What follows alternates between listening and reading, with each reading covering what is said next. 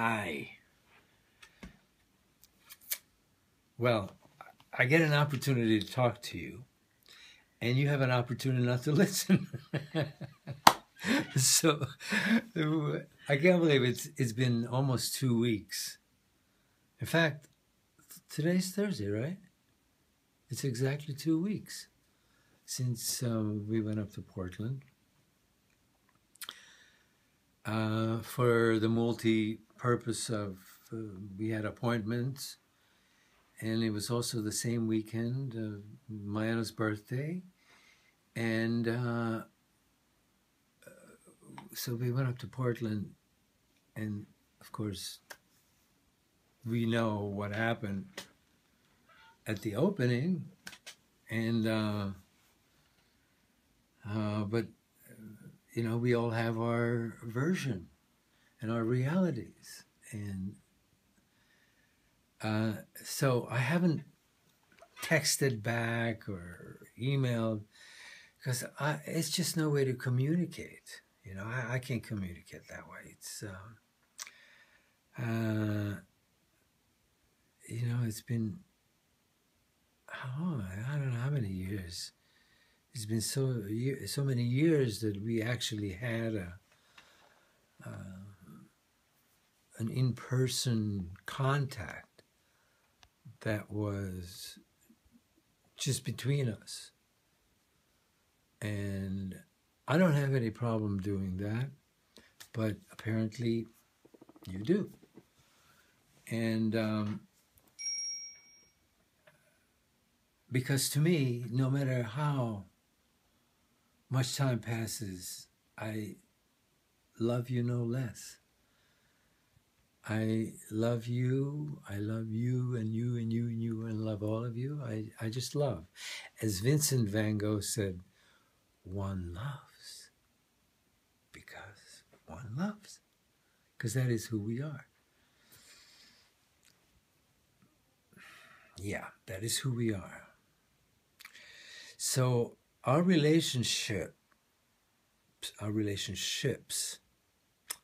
relationship with everybody, with all my family members, has been pretty broken up. You know, even with my parents. I mean, starting back to my childhood, my sister. We lived together, we lived separate, we did, you know, one country, another. All of this has been spotty. So everybody has like a certain portion of my life and who I was in that lifetime, in that moment, in that reality. But basically, nobody knows who they are until we've taken the time to find out, and that takes effort. Takes effort, and so that's what I've been doing. I've been taking that effort for quite some time, and it just took me to different places in different ways. So, but it didn't take away the fact that I love you, that my children are my children, and I'm not interested in recapturing any relationship.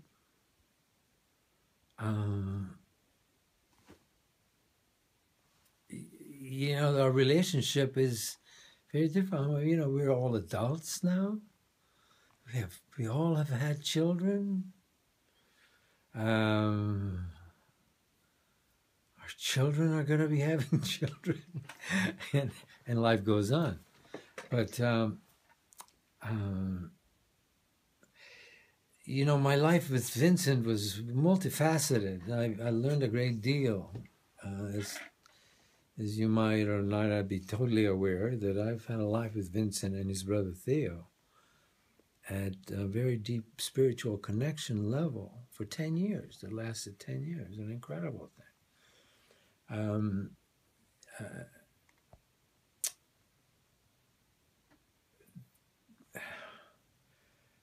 It was 10 years of my life, of my my 7 stages is Hamlet's soliloquy about all the world's a stage, all the men and women merely players. As I was in that life of the theater, and in Shakespearean endeavors and plays, and that's many scenes out of Shakespeare.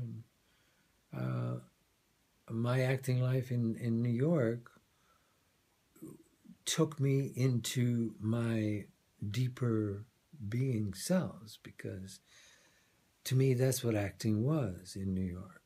And so anyway, that's Shakespeare's, like I learned from Shakespeare, that yeah, life is a theater. Life is a play. We're here to play on the world stage, on the stage of life. And I consciously chose to do that as I was thrown into a situation where I was a witness to so much of humanity's evolution and experiences. It was a matter of me engaging in it. How could I not? That was my life. And that's how I met your mothers. That's how I met all the people who have had these lasting effect on my life. I said yes to life in all occasions. I said yes to love, and had a challenging time saying no to the cruelties of life.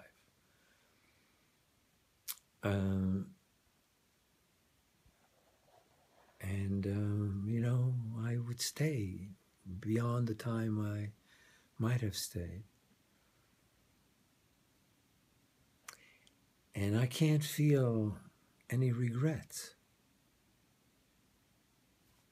Yeah, regrets, that is a deep question.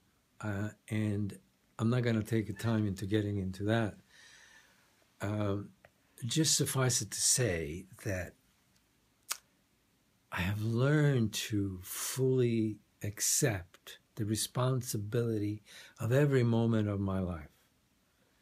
And also to know that I did the best I could under all the circumstances, with everything I had and everything that was available and everything that was going on. I wasn't the only one in control of every situation. And neither is anyone. It's this storm of life that happens that until we, another Shakespearean gift, until we get fully what it means that above all, to thine own self be true. And that's what I can say. I've been true to myself. Not always fully. And that's what did not work well for me. That's why I had to finally leave. Things changed because I wasn't wanted to start with. How could anybody like me, be in a place where you're not wanted? And so this scenario continuing to play out, it's not me. And I don't know. Well, I'm more specifically speaking to Bryony at this point. As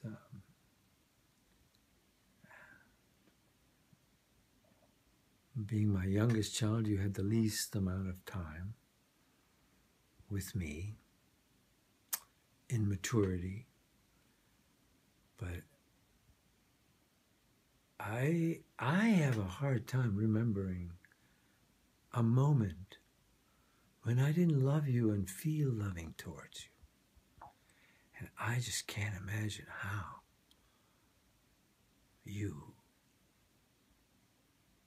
don't know that. And that's all I have to share with you is my love. It's all I've had to share. It's all we can all share. Everything else is not real. It's fake in one way or another. Fear. The word fear is false, forced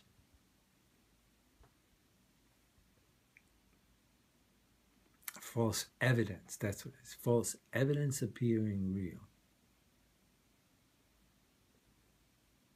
False evidence. Evidence that's presented to us, evidence that we end up accepting, and it isn't real. So anything that isn't love is fear, and so this past couple weeks since that weekend, I've been wondering how I can apologize for being me, from just loving you and living my life and as best I can. And how could I not come and see you in your glorious event? And how could I not come and at least give you a hug? How could I do that? I couldn't do that. And since you don't know that, you really don't know me. And that is a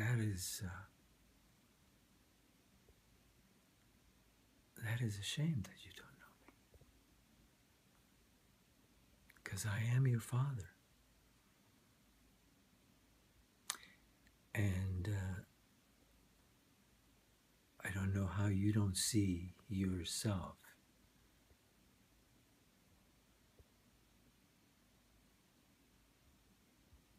I don't see how you see yourself without me. I don't know how that's possible.